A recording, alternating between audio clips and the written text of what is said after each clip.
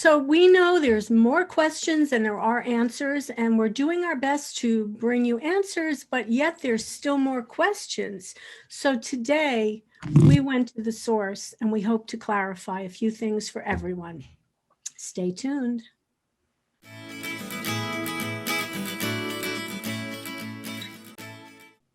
Hey, good morning, everyone, and welcome to Scan FYI. Hey, Marybeth.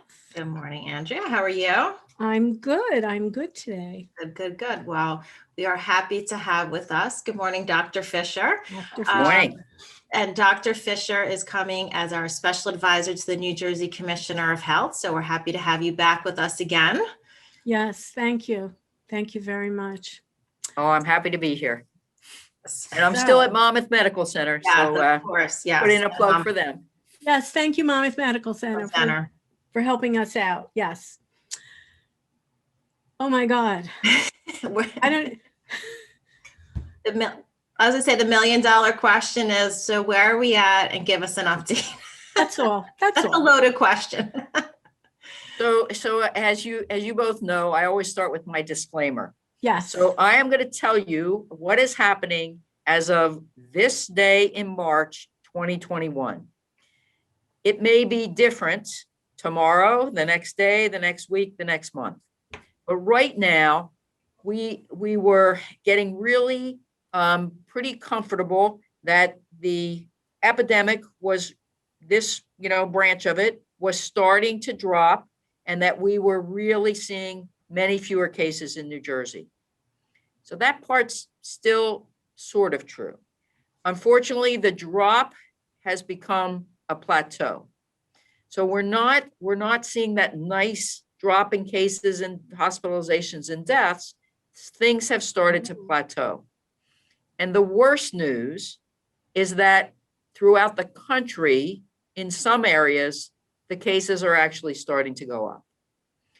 So the new director of the Centers for Disease Control and Prevention, Dr. Walensky, has really said to all of us, it's not over. I know you're tired of COVID-19. I know you're tired of the restrictions. I know you're tired of the public health measures, but now is not the time to relax. We need to do everything we can to prevent the transmission of this virus, because now we have this problem with the variants. Right. So whenever a virus replicates, sometimes the genetic material mutates. It changes a bit. If that mutation helps the virus, makes it spread more easily, or gives it some advantage, like makes it resistant to the therapy, or makes it be able to evade the body's immune system, then that mutation will really take hold, and those mutated virus will become the ones that are being transmitted. On the other hand, if the mutation doesn't help the virus or harms the virus, then those mutations will go away. So right now we have 3 major mutations that are of concern, and then we have lots and lots and lots of other mutations. So there's a New York mutation, there's a California mutation. There's probably a mutation in every state. Wherever you look, you would be able to find these mutations. Wow. But the ones we're worried about and the ones we're tracking are the ones that may alter the ability of the vaccines to work against the virus, right, or the ones that may make people sicker. We know that all 3 of those major variants are more easily spread from person to person, but we don't quite know why. We don't know if it's because you just make more virus when you're infected with that one, or maybe it stays in your system for a little bit longer, or maybe something about it makes it easier to hook on to your receptors and to make you sick. So as always, whenever I talk about COVID, there's way more questions than there are answers. That's the problem. Kind of in a nutshell where we are. So Dr. Fisher, I know there's been talk about the double masking. So is that obviously going to help us with these additional mutations and protecting us? Yes, it should. So the idea with the double mask is many of the cloth masks don't really have the 3 layers of protection that you need. So therefore, if you have the ability to put 2 masks on, then it's more likely that you'll have enough layers between you and the rest of the world to prevent those droplets. Gotcha. The other thing we know now is let's be careful about how you're wearing the mask. So if I have the mask here and I put it on and there's a big gap here, Yeah. that's not going to help me very much. So I need to adjust it so that it really forms a nice tight seal on my face. And if I have 2 masks, I also have to make sure that, those masks aren't making those gaps bigger. We want the gaps to be smaller. Okay. So yeah, double masking actually does appear to help. But everything has to fit snug to your face and I do see that, do you see that out there, Marybeth? People, and still I'm seeing people leaving their nose exposed. Here's the one I see the most. Yes, Right? yes, exactly. This is useless. Okay. It's got to be up over your nose. Yeah. Yep. And then these are the gaps that we worry about a little bit, but you can see this mask fits me pretty well. So do I need 2? I don't know, maybe not. But if I use the second one and it makes that gap be less, then that's going to be better. And remember, the masks do 2 things. They catch my droplets that I'm making as I breathe or talk or sing or shout. And whatever I'm breathing in has to go through these layers. So I'm not going to get as much virus into me. Right. Or smoke or anything else. I mean, it does, you don't get the wonderful smells of the food sometimes. So there's pluses and minuses to everything in life. So it seems in New Jersey, more and more vaccine is becoming available.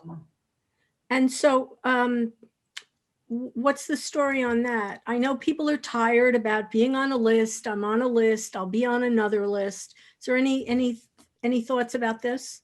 Yeah, there's great news. So the great news is we have a 3rd vaccine, the J&J vaccine. The great news about the J&J vaccine is it's very safe and it is highly effective at preventing hospitalization and death. And that's what we're trying to do. So 3 vaccines now instead of 2, that's great. We also have more Pfizer and more Moderna vaccine in the state. So that's all great.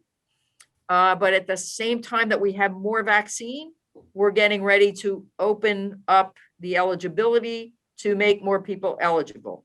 So that frustration of being eligible, but not being able to find an appointment isn't going to go away anytime soon. And the next eligibility, Dr. Fisher, is that teachers as of March 15th are being vaccinated, right? That's correct. Okay. And then even more people at the end of the month will be added to the list. So Dr. Fisher, let's talk about those folks who've had their vaccines, maybe both, and they feel that, well, I've had my vaccine, so I guess I'm okay. But are they?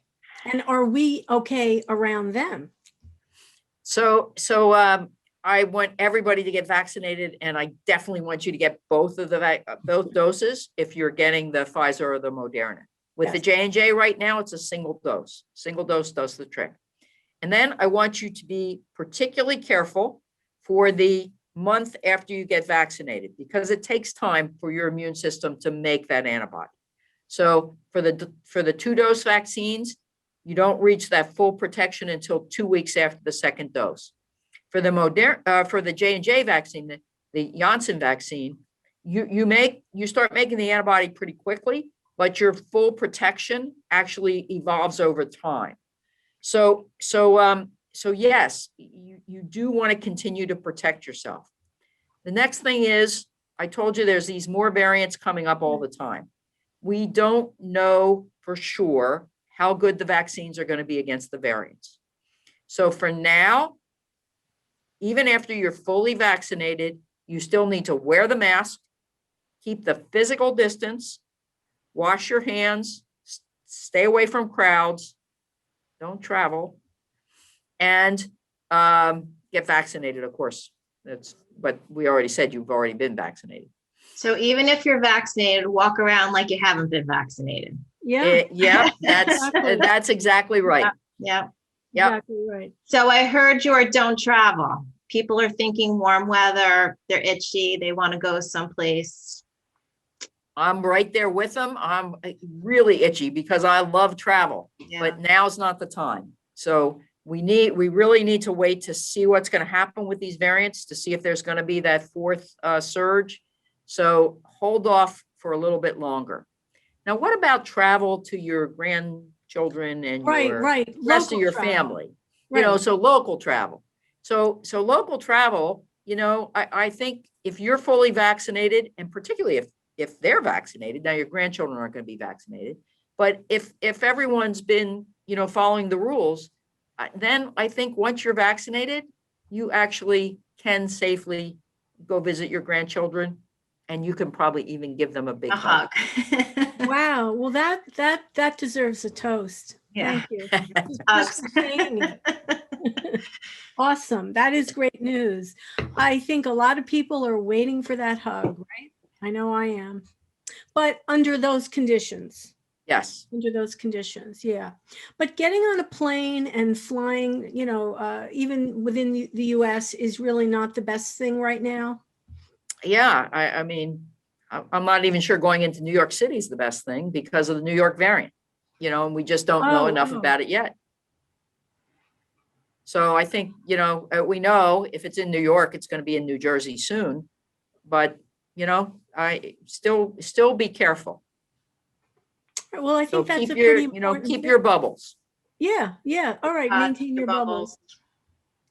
Okay, well, because Easter's coming, Passover's Yeah. coming, the holidays are Holidays there. again. Last year everything in my family, everything was virtual. And I'm wondering what's going to be for this year. I don't know. Any advice about the holidays? So it depends. It depends what's happening in your community, how much disease is in your community, and where these relatives are coming from. So I would still not do, the big family gatherings from people out of state. I would, again, if you have bubbles, limit your celebration to your bubbles. All right, sounds reasonable. Bubbles being, people who are following the recommendations, and that and you're comfortable that they're doing the right things. Are you finding that most people who've been vaccinated are doing well as far as not having bad side effects? Yeah. So side effects are very common. The vaccine hurts, your arm hurts. Yes. A little bit of fatigue, a little bit of some people have fever. Everybody's got a little bit of aches and pains. You just don't feel terrific. But that's really the clue that your immune system is working well. So, think of it that way. Think of this as your body's telling you, hey, thanks, I needed that. But it's going to make you a little bit miserable for a day. But then almost all of those side effects are gone within 24 to 48 hours. So that's the good news. Yes, they're common. Almost always they're mild, and they go away within a day or two. And if they don't, check with your doctor, because maybe it's not a side effect of the vaccine. Maybe it's something else. Well, go ahead. No, go ahead. Are there, I know there's been some chat on Facebook, people asking that once they've been vaccinated, should they continue to have COVID tests if they're living in, 55 and over communities? Some people have been going religiously or once a week or whatever. Should they continue to do that? So again, I think it depends on your situation. Certainly if you're in a congregate living area where everybody's together and you can't really very well maintain those distances, then testing is absolutely appropriate. Okay. If you've heard that there's a variant in your county, Ocean County was the one that happened to have the largest number of variants in New Jersey, then yeah, think twice. And yes, and certainly if you don't feel well, get tested. Maybe you can ease off on those just routine testing, but everyone, as soon as you don't feel well, don't think, oh, that's my, seasonal allergies kicking up. Go get tested to be sure that you really, that it really is seasonal allergies. Right. Because you don't Yeah. want to be spreading it if it is. So Yep, exactly right.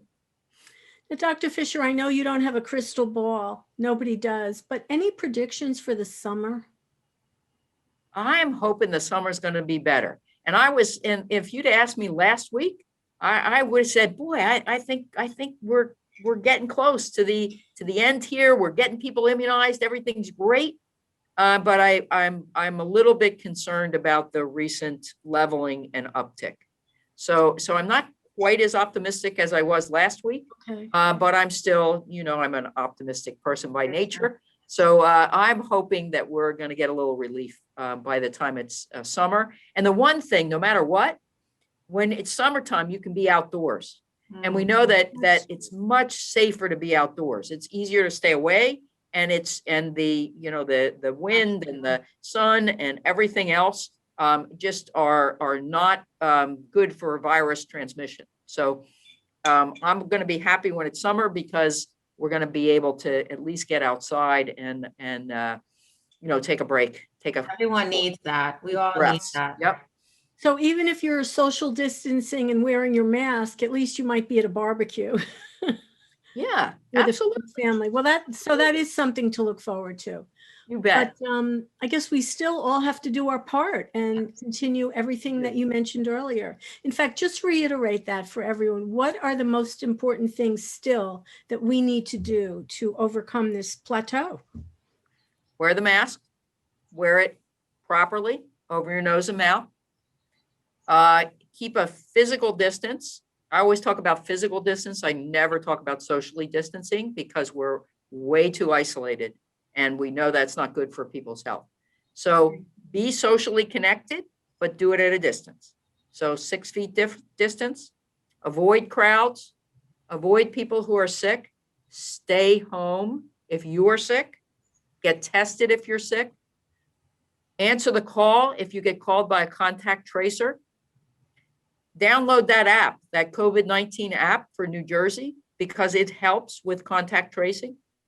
And, wash your hands. We're always going to say wash your hands.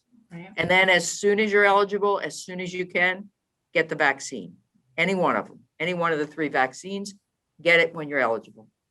You feel the 3 of them are equally effective? So nobody has So to. we haven't done head-to-head trials, Ah. so we can't say that, but we can say that in the trials, all 3 were incredibly effective against hospitalization and death. Okay, so nobody should be concerned about which vaccine they're getting, just get it. No, and don't wait. Don't wait. If you find out you can get one vaccine today, go for it. Okay, wow, all right. Info from the source. There's light at the end of the tunnel. It's coming. Yay. It's coming. Yep. Well, thank you so much, Dr. Fisher, once again for spending some time with us. We love having you on, keeping us up to date.